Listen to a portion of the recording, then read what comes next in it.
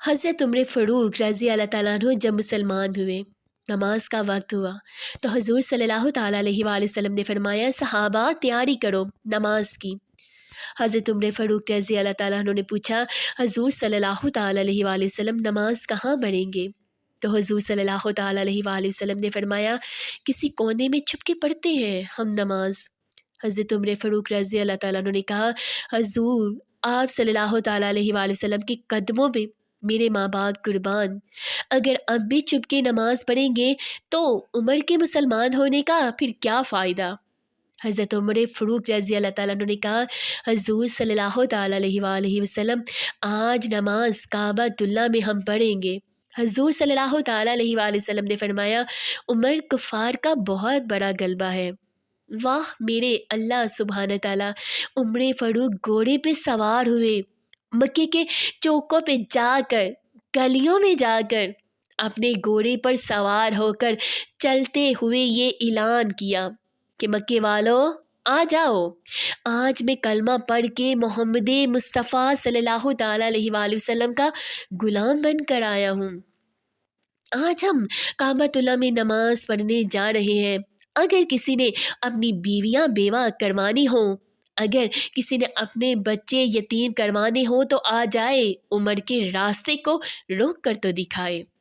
اللہ سبحانہ تعالیٰ کی قسم جب عمر فاروق رضی اللہ تعالیٰ عنہ مسلمان ہوئے تو مکے کے کافروں نے گلیوں میں نکل کر ماتم کرنا شروع کر دیا، ہائے آج آدھا مکہ ہم سے چھینا گیا ہے۔ حضرت عمر فاروق رضی اللہ تعالیٰ عنہ واپس آئے، حضور صلی اللہ تعالیٰ علیہ وآلہ وسلم سے کہا اے میرے حضور، آپ صلی اللہ تعالیٰ علیہ وآلہ وسلم آگے آگے چلیں، میں آپ صلی اللہ تعالیٰ علیہ وآلہ وسلم کے پیچھے چلتا ہوں، بیت اللہ میں ہم نماز پڑھیں گے، میں دیکھتا ہوں کس کافر کی جرأت ہوتی ہے جو ہمارا راستہ روکے گا۔ یا سلامت بیت اللہ کے دروازے پر پہنچے۔ جب بیت اللہ کا دروازہ کھلا تو میرے نبی مصطفیٰ صلی اللہ تعالیٰ علیہ وآلہ وسلم نے خوشی میں نعرہ تکبیر خود بلند کیا۔ اللہ اکبر کی صدا مکے میں پہلی بار یوں گونجی کہ کفر کے کوڑ بھی گر پڑے، بیت اللہ کا بتوں سے پاک کیا گیا اور مسلمانوں نے پھر کھلے عام عبادت کرنا شروع کی۔ اسلام کو بہت طاقت ملی، اور جب میرے نبی صلی اللہ تعالیٰ علیہ وآلہ وسلم نے مکہ شریف سے ہجرت کی اس وقت بھی حضرت عمر فاروق رضی اللہ تعالیٰ عنہ نے انوکھی ہجرت کی۔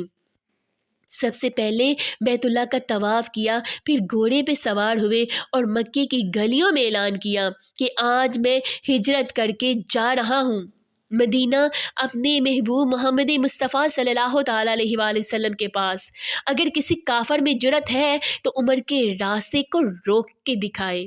سبحان اللہ، کیا شان ہے اور کیا بہادری ہے، تا قیامت ایسا بہادر اور فرما بردار آقا علیہ السلام کا صحابی نہ آیا ہے اور نہ ہی آئے گا۔